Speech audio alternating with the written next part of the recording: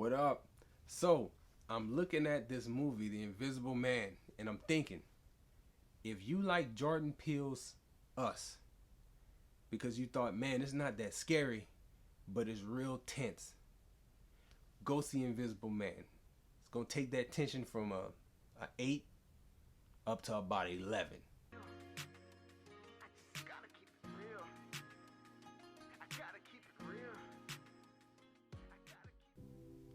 So, I'm here to talk about Invisible Man, right?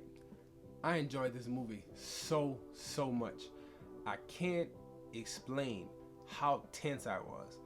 I'm not a person who tends to watch scary horror type films. I enjoyed Us from Jordan Peele because I knew it wasn't gonna be like monsters or spirits and stuff like that. I knew going in, this thing is finna be a thriller, like on the edge of your seat, watching it, trying to figure out what's gonna happen next, trying to see who's gonna survive.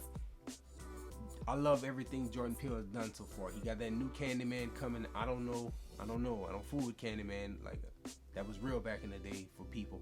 So I don't know about that. But I do know that the tension in that film had me on the edge of my seat.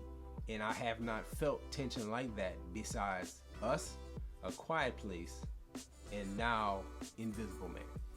Invisible Man is a movie that if you see the trailer, you like, they gave away everything. And guess what?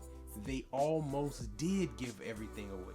They almost did give you the whole movie. But it doesn't matter, bro. Like, I watched the whole movie on the edge of my seat, knowing, okay, at this point, I know something's gonna happen. Like, I know so-and-so is gonna just like come running up. But it, like, the sound design, the performance from Elizabeth Moss, whew, mind-blowing.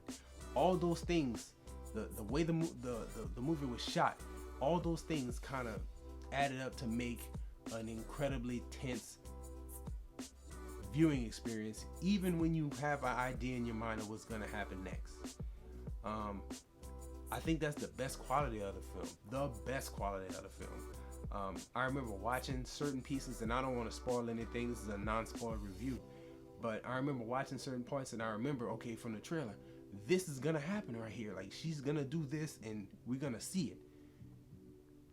And it happens, and it's just as tense in that moment. I think it's the sound design, is perfectly placed for jump scares. A Quiet Place had that, like, no speaking, let's be quiet, and then when something does happen, it hits so hard. It's very similar to that in Invisible Man. Real silent, whole bunch of sneaking around, whole bunch of looking at very intricate details on the screen. And again, Elizabeth Moss, she conveys terror in her performance. She conveys hopelessness. You can tell from the trailer, at some point they try to like commit her and make her look like she's crazy. She's very convincingly crazy. I've seen her in The Handmaid's Tale, rolling a picture.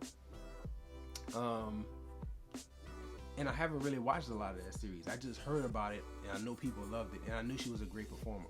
But she knocked it out of the park here. She carries the whole movie and sold me 100% as far as like great performance from a very capable actress. I really have no negatives. I can't think of anything bad to say about the film. Yes, it's predictable. Yes, you can watch and know what's gonna happen, but it doesn't diminish the fact that you're gonna be watching on the edge of your seat, like, where he at in the room. I like the fact that in this movie they don't try to play into the supernatural elements of it. They let you know what's going on immediately, straight out the gate. They tell you everything you need to know. And you would think, well, that's kind of diffusing. It's not diffusing. It ratchets up the tension. I loved it, and I kind of want to see it again. I only saw it once, and I just got out of it, the other night. And there's the final scene is very intriguing, and I want to see it again. I think it's definitely worth a repeat viewing. I think it's definitely like a 9 out of 10 as far as a film is concerned. Christian worldview time, I have to say the biggest lesson to take away from this film, if you do go and see it, is the abuse factor. It teaches you a lot about what you should tolerate, what you shouldn't tolerate, how to know when you're in certain situations, how to reach out for help. She does everything right for the most part in the film, and still has some dire consequences, because one, is a movie, and two, the villain in this movie is incredibly diabolical and well thought out. He's a Batman villain. Like, he plans very well. But I don't see anything here that can dissuade a person from, you know, their walk with Christ. I don't see anything that, like, oh, I'm not bringing my kids. There's actually a good bit of violence in it. But if you got teens, I would let them go. I think it would be okay. Just let them know, hey, this is just a movie. And again, it's no supernatural aspect, so there's nothing that should make you fearful from watching it. Really not a scary movie, just incredibly tense.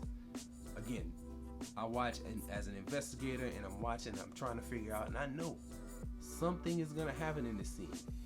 But that element of not being able to see where it's going to come from, it's incredible. I enjoyed it.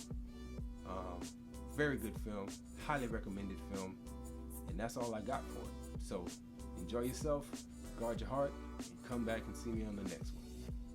Hey man, if you watch this far in the video, make sure you leave a like, drop a comment, subscribe to the channel, help me out. Thank you so much.